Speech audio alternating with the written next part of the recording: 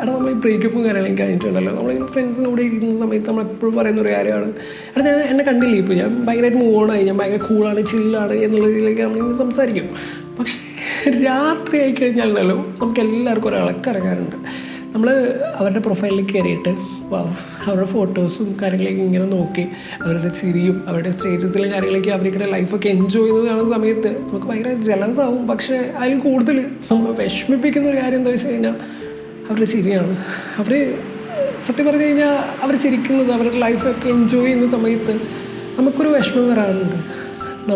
അവർക്കപ്പോൾ ഒന്നും ഉണ്ടായിട്ടില്ലേ, അവർക്ക് ഇതിലൊരു വിഷമമില്ല നമ്മൾ വിട്ട് പോകുന്നതിൽ, അല്ലെങ്കിൽ ഇത്രയും വലിയ റിലേഷൻഷിപ്പ് പെട്ടെന്ന് ബ്രേക്കപ്പ് ആകുന്ന സമയത്ത് അവർക്ക് വിഷമം ഉണ്ടാവില്ലേ എന്നുള്ള രീതിയിലുള്ള ചിന്തകളൊക്കെ ആയിരിക്കും നമുക്ക് വരണുണ്ടാവുക.